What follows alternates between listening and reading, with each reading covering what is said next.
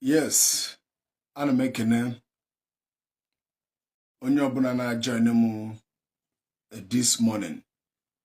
Without wasting of your time, I saw this video. Our brother bụ nwanne anyị nwoke, brother Paul Chibo. Ọ bụrụ na unu nene video mere like this n'ebe why are there after my life? Onwe ihe ọ complain that many people have been calling him on phone, threatening him. Maybe they will kidnap him, so let him bring money, something like that. They are threatening him. And the other people na threat bukwa ndị Igbo. Ndị niile na threat bukwa ndị Igbo. My question is that this our brother had a threat. Kedu ife ọjọọ this our brother? I just watched the video so know that I will come out because this brother Paul Chibo is one of the people pụtara wopụtara nwefe na this Igbo land ime ka ndị Igbo dị mma.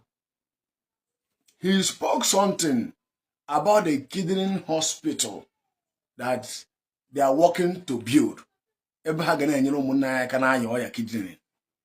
And the charity organization on nwere na help people go no nwere ike. All the good work onye a na-arụ na Igbo. So onye I don't know. So ọ ga-enwe onye Igbo obi ga-ekwe na kama ndị Igbo nwe problem. Ndị Igbo nwe serious problem. Ndị Igbo nwe serious problem. So afụ niile onye a na-ata na-ewepụta nwe na social media na-ekwu okwu ka ndị Igbo dị mma. In fact, na-atry na ọ ga-esi nwe ike. Ọ bụrụ na onye Igbo ife people ga-emebu ịchọ na ha ga-esi wee kpọọ threat ya ikidnap ya o ime ife ọjọọ.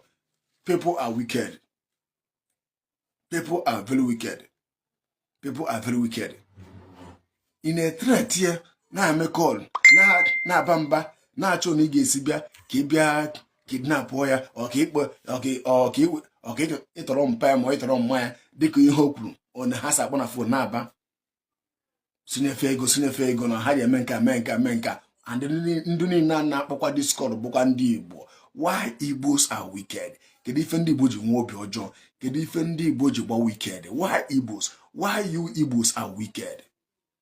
Ọ bụ na brother Paul Chibo na onye Hausa ka ọwụ. Ọ bụ na brother Paul Chibo a uru onye Hausa wopụta onwe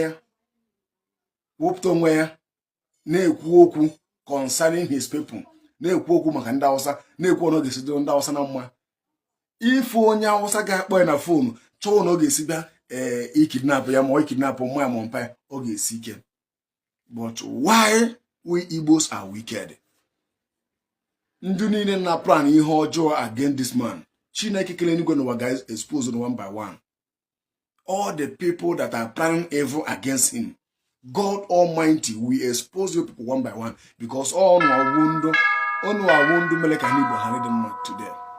All those people that are planning to do evil against this man, whether ona na-akpọ ya ka unu wele ejile ahụ na-apụta ya ego, so ona na-akpọ ya na unu be serious, I don't know. But all the people that are calling him name her, God Almighty will expose you people one by one, and God Almighty will reward you people for all nalo.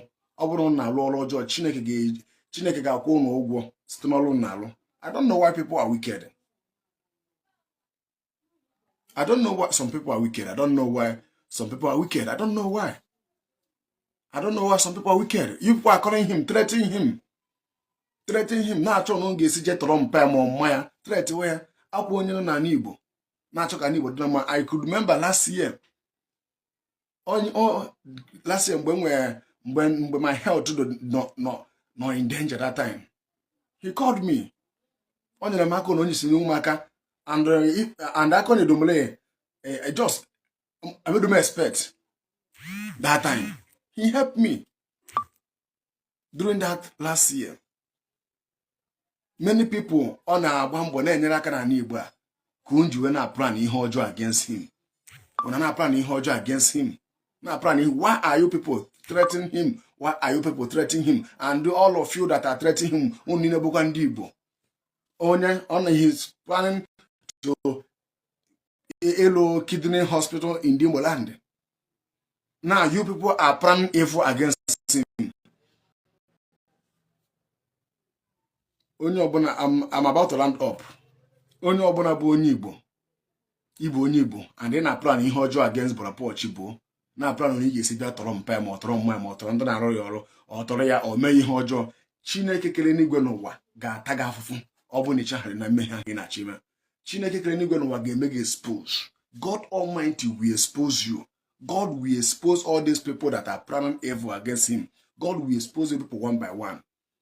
Because you don't know how many lives Brother Paul Chibo saved. You don't know how many lives all saved. Or because of Brother Paul Chibo adapting on social media. Negotiating on social media. In my charity organization video for many years. Many years. But I could remember that time. That time, they go Ghana, Nenugu State, Gamma Lab that time.